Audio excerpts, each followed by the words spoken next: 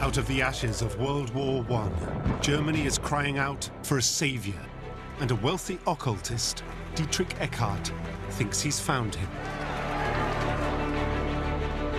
He had the notion of a regenerated Germany, but how was that to be achieved? We need a Messiah. Young idealist Rudolf Hess becomes a first disciple. This is the beginning of what almost becomes a love affair. A teenage wannabe soldier, Heinrich Himmler, finds the chance to fight for his crazy ideals. Mythological, racial, biological ideas will hold immense appeal, and he'll never lose his absolute adoration for it. And dashing war hero Hermann Goering discovers a cause to fuel his own ambition. He wanted Germany to be in his image. This small gang of misfits and heroes find each other in the violence and disenchantment of their broken nation, and their hunger for vengeance will inspire them to commit the worst crimes in history. And it's these men who'll go from fighting on street corners to end up taking over almost all of Europe in just 15 years. This is the inside story of Hitler's henchmen, the jealousy, power struggles, and fawning sycophants that will create a monster and fuel the most brutal horrors of the Third Reich.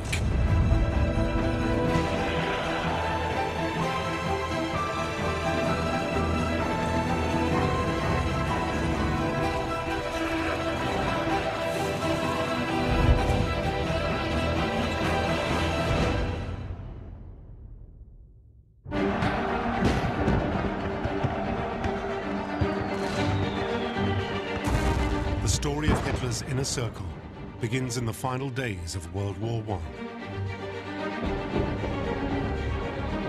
At an airfield in eastern France, the most famous German squadron of all time, Richthofen's Flying Circus, await their next mission. 7 months ago, they lost their legendary leader, Manfred von Richthofen, the Red Baron.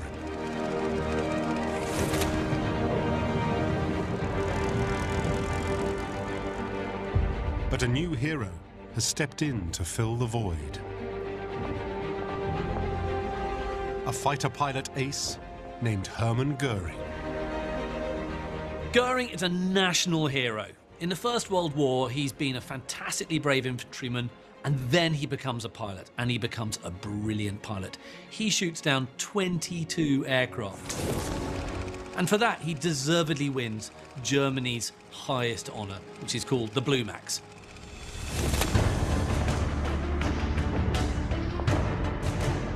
Goering in his early days cut a handsome figure, and he carries himself well.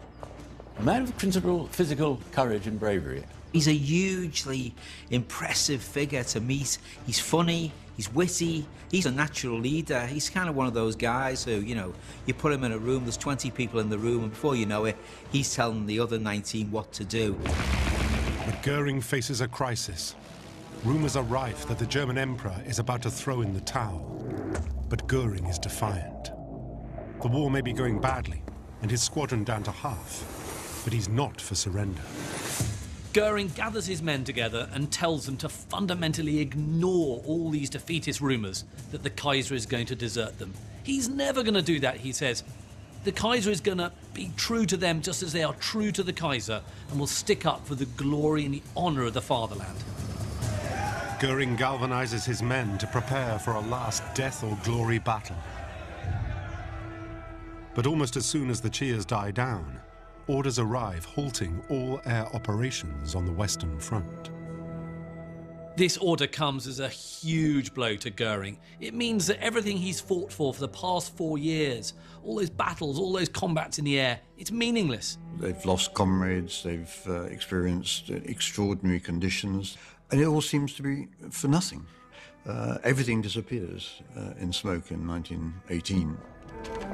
The Kaiser has abandoned them and fled to Holland. Germany is on the verge of surrender. It looks like the British and the Americans and the French are going to beat Germany without even setting a foot on German soil. For Goering, like many proud Germans, the news is a shattering blow. There's a feeling of betrayal. How could it have happened? And I think there's a sort of mood of casting around for who to blame. To Goering, this war was lost not by brave Germans on the battlefield, but thrown away by the cowardly backroom maneuverings of left-wing politicians. It's going to be the beginning for Goering, as it is for so many millions of other Germans, this feeling that they've been stabbed in the back. Goering's orders are to hand his aircraft to the Allies, but he has no intention of obeying those who've betrayed him. To stop them falling into enemy hands, Goering instructs his men to fly home and crash land their aircraft on German soil. That sort of escapade, of course, reveals his sense of self-belief, self-worth, and the idea that he can ignore regulations and rules that don't apply to him. Germany may have surrendered, but Goering will not.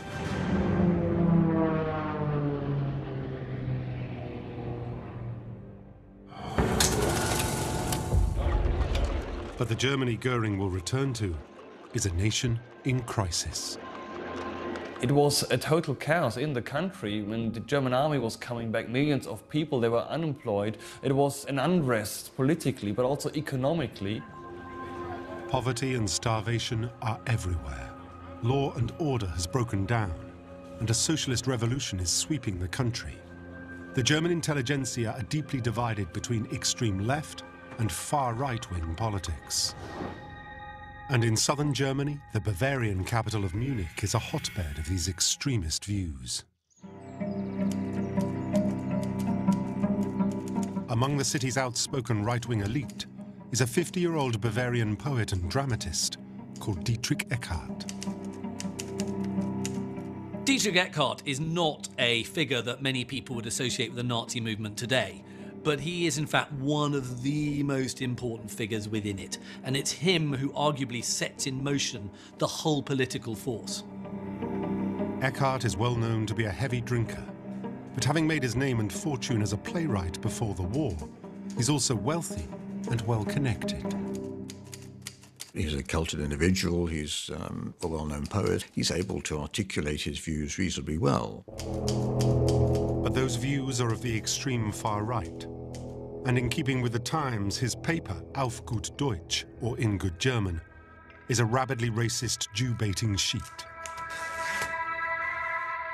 Eckart also has connections with a secretive right-wing occultist group known as the Thule Society.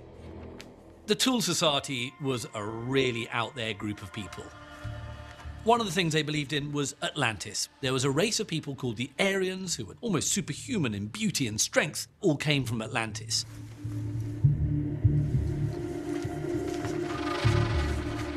It's based on the notion that the Aryan or Teutonic peoples were the great force, great civilizing force through history, and they'd become Germanic.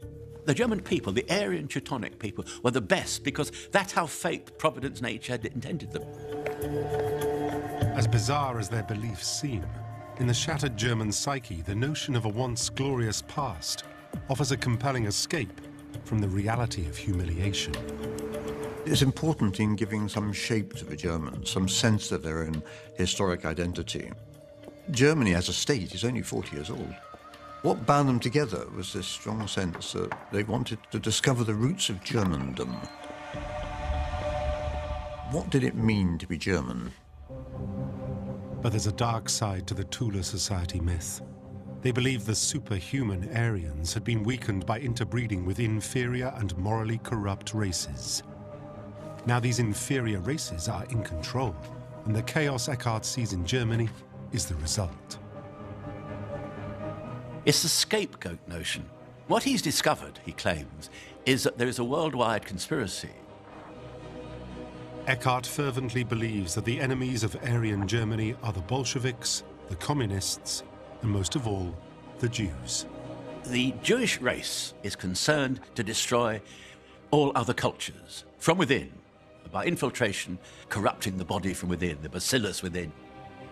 There was not one shred of evidence for any of this, but it became a cornerstone for one of the most powerful movements in history. Eckhart wants to hit back at these enemies within. But to succeed, he must get his message beyond the elite and out to the masses. He needs to reach the disaffected working classes.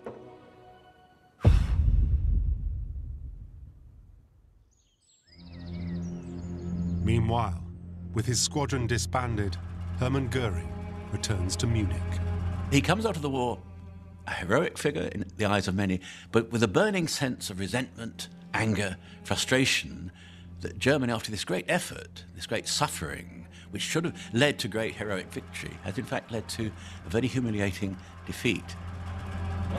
And Goering tastes the humiliation directly. Street violence is rife, and former military officers like Goering are at the top of the socialist gang's hit list. He is attacked by thugs who try to rip the military insignia from his uniform. It is not the physical beating, but the flagrant disrespect for the uniform that will mark him forever. Goering's bitterness is just entirely magnified by the fact that his uniform and all the medals he's won are no longer marks and totems of respect. This would have been incomprehensible. It could not have happened a few months before, and yet here it is. What sort of homecoming is it for people like Goering? Unable to find work in Munich, the fighter pilot ace is reduced to scratching a living as a travelling stunt pilot. In early 1919, he escapes the mayhem and flies out of Germany. It's this compulsion to flee chaos that will become a feature of his future career.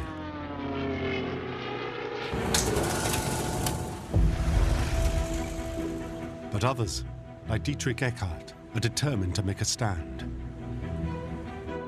In early 1919, Eckart and Tula Society occultists launch their plan to spread their right-wing message. They form a fledgling political group, the German Workers' Party.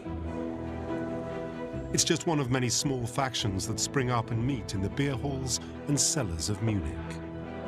Throughout the 1920s, these beer halls are sort of microcosms of political agitation. The early party is nothing special, it's not unique. At the time, it's just one of those particularly noxious, vile, febrile, anti-Semitic little groups. And normally they shout very loud and no one takes them particularly seriously. But Germany's humiliation is far from over. And soon a further downturn in Germany's fortunes will ensure Eckart's lunatic Aryan ideas find fresh ears. In the summer of 1919, the victorious Allies gather in Paris. And on the 28th of June, they and Germany sign a momentous document, the Versailles Treaty. There is widespread rejoicing across Europe. But for Germany, the treaty is disastrous. It demands compensation and revenge for World War I. No one really anticipates quite how much the German people are going to suffer because of the strictures of the Versailles Treaty. Germany is fined more than 260 billion gold marks, the equivalent of $860 billion in today's money. A fifth of their industry is taken over by the Allies, and they are stripped of all overseas colonies. While in Europe, they're forced to give up a massive 13% of German territory and hand it to neighboring country. Almost 7 million Germans lose their citizenship and are forced to become part of nations like Poland and Czechoslovakia. Nationalists like Dietrich Eckart just simply couldn't accept that Germany was going to be treated this way, that somehow this was a massive example of national shame. Eckart's once proud Germany, the rising industrial powerhouse of Europe, has been crippled. In August 1919, a new democratic government, the Weimar Republic, takes shape, designed to replace the autocratic rule of the Kaiser and his generals. But to Eckart, it's weak and dominated by Jewish and liberal politicians. He's determined his party should take them on. But to do that, he needs a man who can speak directly to the people, an inspirational leader. The word Messiah is one that Eckart uses more than once in his writings. He had the notion of a regenerated Germany, but how was that to be achieved? We need a Messiah. Traditionally, leaders had been people with a pedigree, but at the time there was this kind of common longing for a totally new kind of political leader who could not be someone who was an established figure. Eckhart writes this very notorious poem in 1918 in which he describes this figure called the Nameless One, or the Great One, who is a common German soldier with blazing fiery eyes who will come and save the German people. In the autumn of 1919, at a German Workers' Party meeting, a spy lurks in the crowd. He's been sent by the German army to report on proceedings. But the young man finds the anti-communist and anti-Semitic opinions chiming strongly with his own. He finds that rather than spying on them, that actually they're speaking a language that he understands. Inspired, he stops taking notes and starts addressing the crowd. He realizes immediately that his voice is compelling. The hall falls silent. He stands up and speaks, and everyone's incredibly impressed by this man who's speaking with such passion and venom as well. His name is Adolf Hitler. Eckhart is transfixed. He actually jumps onto tables and gives these fantastically fiery pieces of oratory. And very, very quickly, Eckhart realizes that this is the man. He is the man who is going to lead them forward. In Hitler, Eckhart sees the man to take his message to the people, to spread the Aryan ideals beyond the metropolitan elite, perhaps even inspire a nation. When they first meet, there's a mutual attraction. Eckhart uses this notion of the Messiah and says in less dramatic terms, he's a man of great vision, Hitler. He's a man who can lead us. He can do things that other men can't. Hitler and him bonded, although in many ways they're very different characters, because Eckhart was a kind of bon vivant and a smoker and a drinker, neither of which was anything that interested Hitler. What Eckhart likes is that Hitler is a simple, ordinary soldier. And yet here he is up on a platform, able to articulate clearly ideas that Eckhart can't really get across in quite the same kind of way. Eckhart isn't the only person captivated by Hitler. In the crowd is a young university student, Rudolf Hess. Rudolf Hess is a man who's very young, very impressionable. But Hitler, when he sees him, he sort of hangs on his every word. From a wealthy family, Hess had been a brave and disciplined soldier during the war. He too had found refuge in the mythical politics of the Tula Society. And the moment he hears Hitler speak, he falls under his spell. He goes back home to his girlfriend and says, I've seen this man.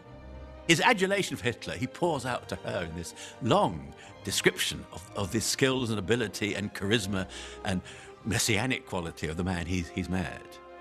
This is the beginning of what almost becomes a love affair. The besotted Hess will become one of Hitler's first disciples and a founding member of the inner circle. He will soon be joined by others.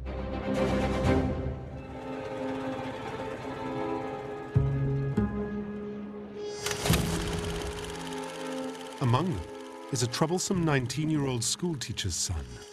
His name is Heinrich Himmler. Himmler had turned 18 in the final days of World War I and had been desperate to prove himself as a soldier, but it was too late. One of the greatest frustrations for Heinrich Himmler is that he was just a little bit too young to have served in the war. And this is an immense frustration to him. So he has all this sort of kind of thwarted military ambition. Himmler, an avid diary writer and stamp collector, had been a sickly child. Himmler is a fairly awkward young man. He is not particularly social. He's, I think one could say, sexually somewhat repressed. He had a deep inferiority complex, which he overcomes by being very aggressive and being very destructive, literally, in his approach to people. Himmler's father had been keen to keep him out of trouble and had enrolled him to study agriculture at Munich University. But Himmler's head is full of the same myths and monsters as the occultists Eckhart and Hess. And his take on farming is very different to his fellow students. Himmler is a mysterious figure in many ways. He loved mystery. He loved the occult. He loved legend. One of the ideas that Himmler is obsessed with is this whole notion of Blut und Boden, blood and soil. German society will get back to its folkish, its sort of folkish roots, and it'll become a much more kind of agricultural economy. And it will also become a very pure, biological, Aryan race of people. And in doing so, Germany will find enormous strength and will be able to create an empire. For a young man like Himmler, these kind of quasi-mythological, racial, biological ideas will hold immense appeal, and he'll never lose his absolute adoration for it. And soon, this wannabe soldier will meet the man to bring his dreams to fruition and give Himmler the chance to fight for his crazy ideals. For now, though, that man is far from the finished article. Although Eckhart believes Hitler is the prophesied redeemer, he recognizes that this young firebrand is a rough stone that needs careful polishing. Eckhart, in a sense, became the mentor, we'd say now, of Hitler. Eckhart basically dresses Hitler up to look respectable. He gets him a tie, shirt, a proper suit and a nice trench coat. And he then parades him around various wealthy backers and says, look, this is the man who one day will liberate Germany and lead us. But Eckhart frequently finds the rough stone difficult to polish. Yes, you could put him in a suit and tie and comb his hair properly, but actually, you know, when he was at sophisticated cocktail parties, he would start blurting out these sort of ill-advised diatribes against the Jews, which kind of shocked the matrons. And, you know, he would also sort of stuff food into his mouth because he was obviously quite hungry and quite poor, but he really had no table manners at all. But gradually, Eckhart refines Hitler's etiquette, and these two men, though more than 20 years apart in age, become close. The relationship is fascinating. Pupil and teacher, if you like, father and son. There's a common brotherly feeling between them. With Hitler now installed as the party's head of propaganda, the two men get to work refining the theories and beliefs of the movement. Together, they are a formidable team. Hitler and Eckhart complemented each other perfectly. Although Eckhart was in no way a decent public speaker, he was a very good writer, a very good theoretician, and Hitler, meanwhile, you know, his thoughts were very rambling and he couldn't really write very well. So actually, what Eckhart could do was to take Hitler's words, polish them, order them, serve them back to him, and then Hitler could then speak them and deliver them in this fantastically powerful oratorical fashion that would woo audiences. It worked brilliantly. The Nazis pledged to take back the lands stolen by the Treaty of Versailles and put an end to the crippling payments demanded by the Allies. The genius of this is that they're very simple, they're very easy to remember, and therefore they draw a lot of political water. Eckhart gives them their rallying cry, Deutschland erwache, Germany awake. And the party also gets a new emblem believed by Tula Society mystics to be of ancient Aryan origin, the swastika. And the movement is rebranded as the National Socialist Workers' Party. The Nazi Party is born. The movement is slowly gaining momentum, and powerful men are beginning to take notice. Men like Captain Ernst Röhm. For the Nazis, Röhm, still a serving officer in the German army, could be a key asset. He has access to both men and weapons. Röhm was a highly decorated soldier of the First World War, had won numerous awards for bravery. He loved war. He loved the army. He loved combat. He loved conflict. He believed that you could only achieve ends through violent means. But under the Versailles Treaty, Röhm's beloved army has shrunk to just 100,000 men, and the Allies are seizing and destroying their equipment. So the army pick Röhm to secretly establish unofficial paramilitary groups and stockpile weapons. Röhm was building up a formidable power base. He was an arms smuggler, and this gave him the nickname the Machine Gun King. And Röhm uses fear and violence to get the job done. He's a deeply unpleasant character. He's a bully, a thug, and he is also addicted to power and authority. Röhm is inevitably drawn to the Nazi message and to their charismatic new spokesman. But his relationship with Hitler is no love affair. To him, Hitler is a means to his own ends. Remember, he's an officer, he's a captain, so he sees himself as above Hitler, and Hitler should be doing his bidding. In its early days, the Nazi Party didn't regard Hitler so much as its leader, but as its drummer. He was a man who could rustle up support. And so for someone like Röhm, who was a very powerful figure in his own right, this suited him perfectly. So Röhm joins the movement, supporting Hitler financially and introducing him to senior patriotic military officers. The party is growing, but if they are to make a real difference, they must do more than rabble-rouse in beer cellars. In December 1920, Eckart and Röhm see a chance to get the Nazi message out onto the streets. They raise funds to buy the Tula Society's failing weekly newspaper.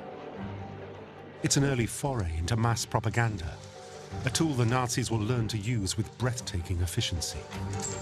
The Völkischer Beobachter is a classic example of the way the Nazis are using media to get their message across. So with this newspaper, it's big headlines, it's really arresting content and powerful images. You know, any newspaper editor today would recognise those are very powerful tools. At this point, Hitler is still officially just the party's mouthpiece. But Eckart, installed as the paper's editor-in-chief, wastes no time in selling his vision of Hitler as Germany's Messiah. Hitler doesn't think of himself as the Messiah. He thinks he's probably John the Baptist, and that at some point the Messiah will appear. But Eckart refers to Hitler as der kommenden Großen, the coming great one, ascribing to him the mystical powers of an Aryan mythical Teutonic chieftain. It captures the imagination of his readers, but also feeds Hitler's ego. He begins to realize, encouraged by men like Eckart, that he might be the person who will save Germany. Hitler really started to see in himself someone who had almost divine powers.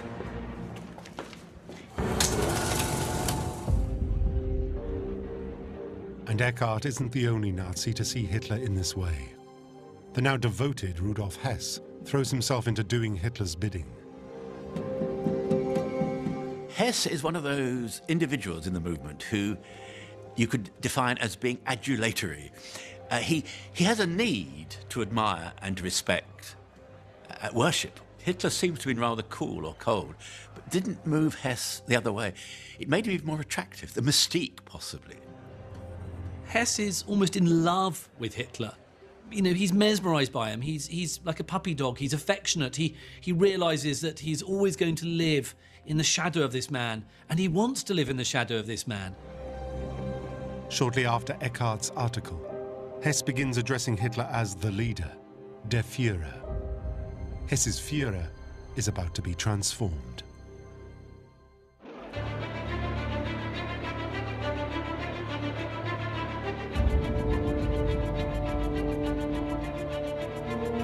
In July 1921, the Nazi Party is thrown into crisis. Eckart discovers that the party's official leader, Anton Drexler, is attempting to merge with other political groups. Hitler is furious. Why should their manifesto be polluted by other parties? He immediately resigns. But secretly, Hitler has no intention of turning his back on the Nazis. This is a really, really smart move from Hitler. He's basically resigning in order to get back into power. How? Because he says, well, you can either back me or you can make do without me. He knows fully well, like any good negotiator, that he has got the ace up his sleeve. They're going to back him and he knows it. It is through Dietrich Eckart that Hitler demands to become chairman with dictatorial powers. Eckart takes Hitler's ultimatum to the party and calls a vote. With an overwhelming majority, 543 to 1, they ditch Drexler and make Hitler their official leader. Eckart has handed Hitler complete control of the Nazi Party, but he will soon live to regret it. The Nazis are still only a small fringe organization. If they are to fulfill their plan to seize power by force, they need more than words. They need an army. You have to remember at this time that politics in Germany is an extremely violent activity. Ernst Röhm starts creating the party's own paramilitary force, the so-called sports section. By the autumn of 1921, it has 300 men and a new name, the Storm Section, or Sturmabteilung. Röhm's SA ejects hecklers from meetings and intimidates political opponents. But they're ill-disciplined. They need a leader, and as an army officer, Röhm can't be seen to do it. As if on cue, the perfect man for the job returns to Munich. Renowned war hero Hermann Göring is back, and the ambitious former fighter ace heads straight for the cause that could hand him the power and influence he craves. Göring thinks, actually, this is something I should join. It's a small movement, and I can be a big man in it. Göring doesn't buy into all Hitler's extremist policies, but he's willing to set aside any moral objections for his own personal power and recognition. He saw in Nazism a means of achieving personal advancement. He was looking after his own interests. He wanted Germany to be in his image. A day after first seeing Hitler talk, the two men meet, and Göring fully understands his worth to Hitler and the Nazi Party. He is a celebrity. He's well known. People venerate towards Göring. He's good to have on your team. Along with the other members of the growing inner circle, they will begin to bring the fledgling Nazi Party out of the shadows. With Hess recruiting ever more members and Röhm's securing secret army training, Göring sets about turning the Sturmabteilung into a formidable force. Göring was definitely a capable politician, and he was a capable organizer of the stormtroopers. He knew what he was doing. Hitler would later state, I gave him a disheveled rabble. In a very short time, he had organized a division of 11,000 men.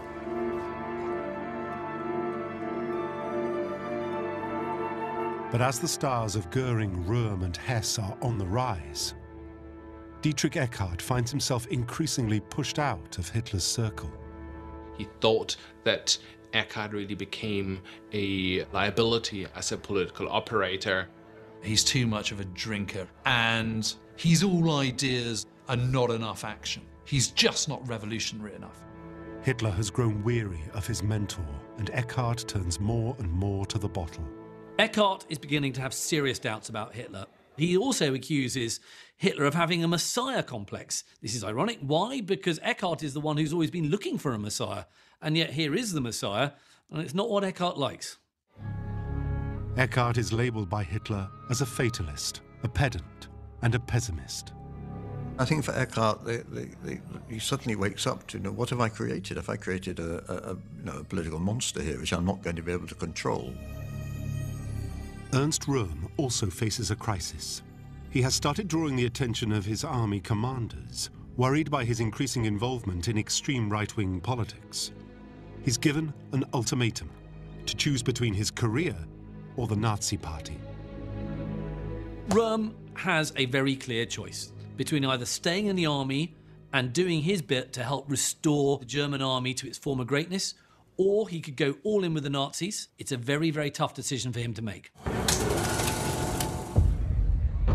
For now, Röhm continues to recruit willing fighters to his militia, and one particularly enthusiastic young idealist catches his eye, the wannabe soldier, Heinrich Himmler.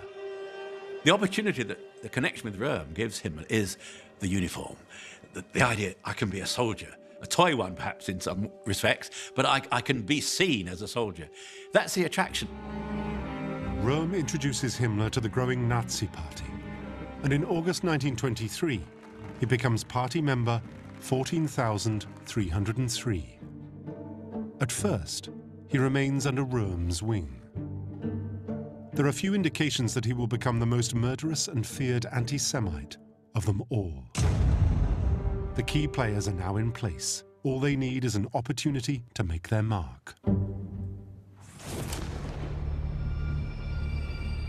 Events conspire to help them when Germany plunges into economic chaos as hyperinflation grips the economy. A loaf of bread rises from 165 marks to over 1 billion in just 10 months.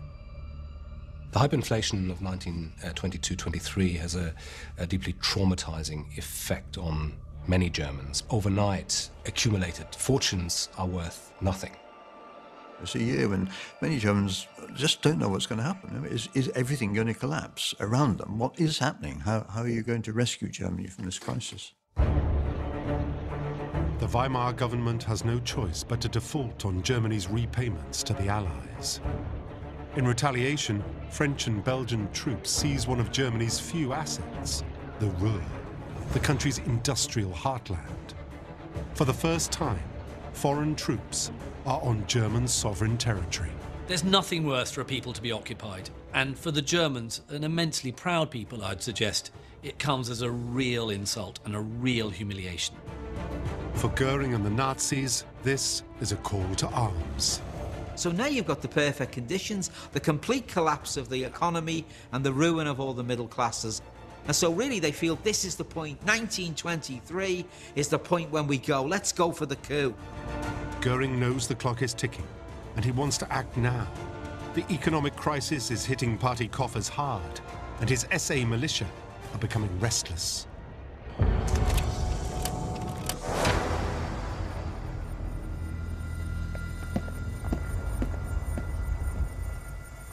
For Röhm, it's decision time. He chooses to resign from the army and gamble everything on a successful Nazi coup.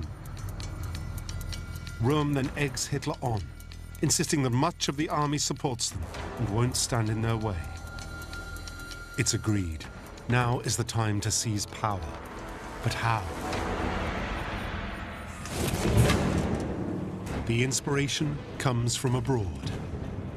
Europe's most successful fascist, Benito Mussolini, had stormed to power in Italy just months earlier. He'd acquired huge popular support and marched on Rome with his 30,000-strong militia. Goering said, this is the way it works. Don't wait for electoral support. Don't wait for massive support from the people. Take power now, as Mussolini did, and then justify it. The plan is to take Bavaria first, before marching on the national government in Berlin. The aim of the putsch, quite simply, is to challenge the Bavarian government in Munich with the aim of challenging the government in Germany overall. It's that simple. Bavaria rests in the hands of three people: the head of the police, the military, and the state prime minister, Gustav von Kahr. If they can get these three men on side, they'd have the army and the police behind them. But there's a problem. Unlike Mussolini, Hitler is still largely unknown outside Munich. To stand any chance of success, they need a temporary figurehead with nationwide appeal. They approach General Erich Ludendorff, hero of the German right and one of the great commanders of World War I. Ludendorff looks the very model of a Prussian-looking general, and actually he's an enormously respected figure amongst the German people. When the Nazis hear that Prime Minister von Kahr is holding a public meeting in the Bürgerbraukeller, one of Munich's main beer halls, and that the chiefs of the Bavarian army and police will also be there, they know they have to move fast. When they learn of this, the Nazis fear that von Kahr is going to steal a march on them. They are immensely suspicious that von Kahr is going to declare Bavarian independence from Germany, and the Nazis do not want this at all. They think, right, we must act quickly, we've got to do it now. Goering immediately mobilizes his SA stormtroopers. He and Hess will lead an assault on the Bürgerbraukeller itself. Their plan? To hijack the meeting and capture the three key players in one fell swoop.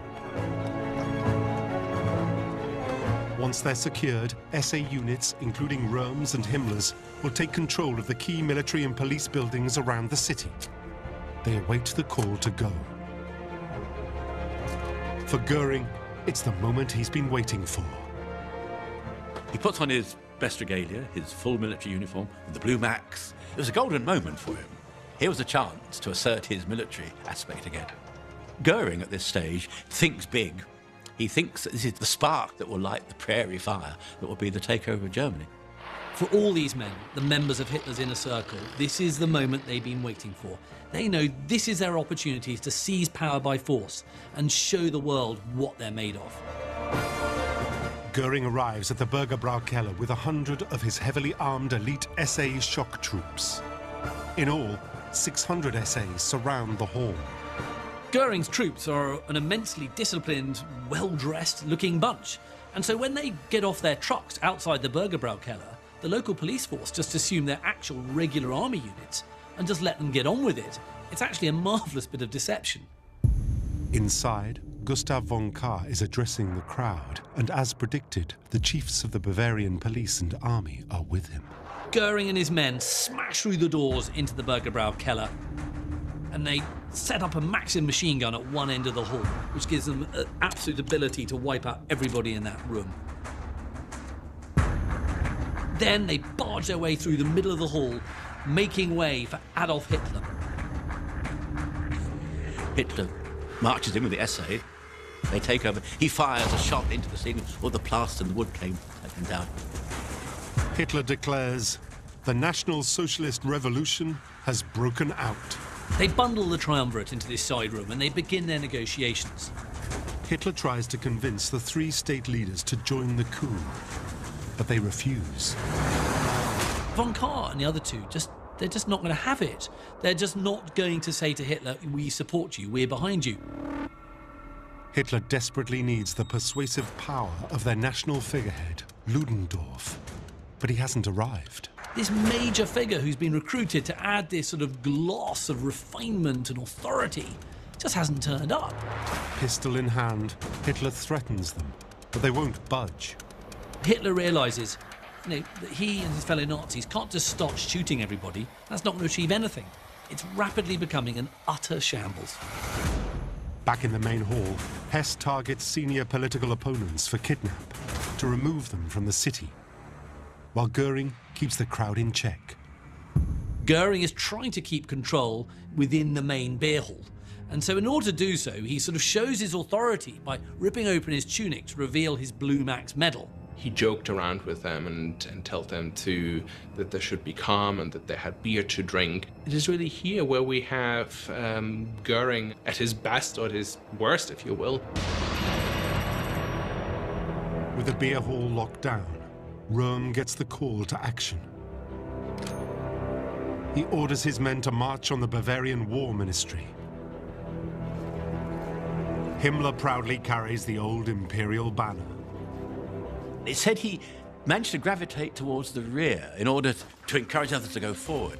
Now, whether that's a slur upon his character, one could argue, but he was literally a flag waver in the march. I'm playing a soldierly role, but now I'm doing a really brave thing. I'm now actually with the people, with the troops on the ground.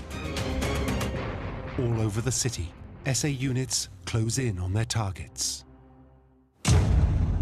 But back at the beer hall, Göring struggles to maintain calm, and Hitler's negotiations are in stalemate.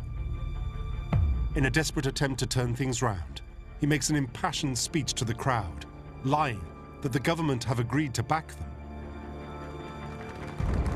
Amazingly, the crowd believes him, and then, as if perfectly choreographed, Ludendorff arrives. Ludendorff works his magic, and the leaders of Bavaria agree to join them. The Nazi coup is suddenly ignited. Out on the streets, Röhm and Himmler's unit have seized control of the war ministry. And some army and police units around Munich even agree to join the uprising. It begins to look like the coup is going to succeed. Hitler then decides to leave Göring and Ludendorff in charge to check on Rome's progress. Hitler leaves the Bürgerbrau Keller and goes off to the barricades where he finds Röhm. And he embraces Röhm and says to him, you know, we're on, the new right government is being formed.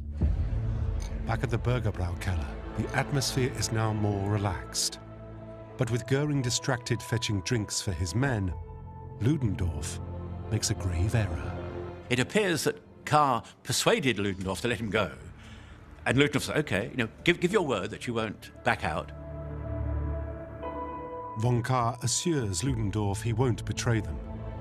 He walks past Goering's drunken troops and leaves. In another beer hall across town, Dietrich Eckart, Hitler's one-time mentor, is completely oblivious to the putsch taking place. You don't need a greater example of how far out the inner circle Eckart has been pushed by the fact that he knows nothing about the coup until he receives a phone call after midnight. He was telephoned by a colleague to say, where were you? Look what's happened. And the party's over. Literally, the party's over. When the caller informs Eckart that Von Kahr has been released, he sees the danger. He knows he can't trust Von Kahr, and, you know, he exclaims, we've been betrayed. Eckart's instincts are right. Von Kahr quickly rallies the army. In an instant, the tables are turned on the Nazis. The coup has stalled, and as the sun rises the next day, Goering and the rest of the inner circle are unsure what to do.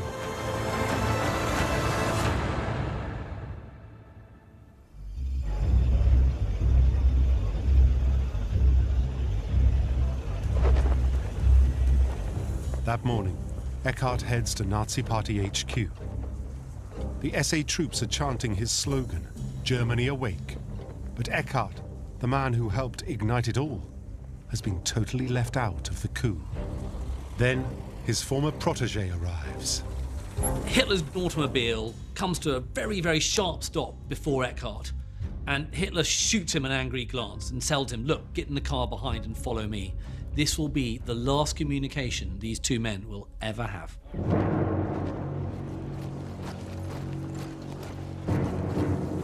In an attempt to keep the coup alive, Ludendorff now takes the initiative.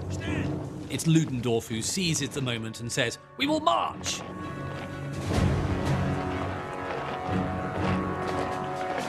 The Nazis set off for the center of Munich in a last desperate roll of the dice. Goering, Hitler, Ludendorff, yes, they're all in line.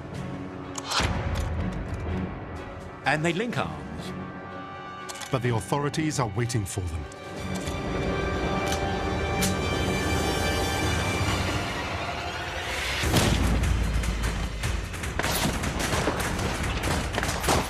Goering is shot in the leg and is badly wounded. Goering is shot, can't walk, or can he drag himself? They are caught in a narrow street.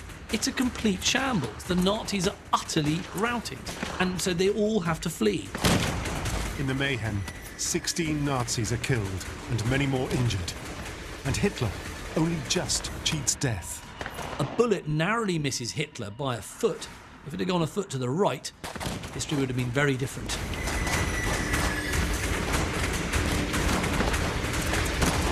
Eckart watches as the man he'd moulded as the Great One flees to save his life. The coup has ended in complete disaster.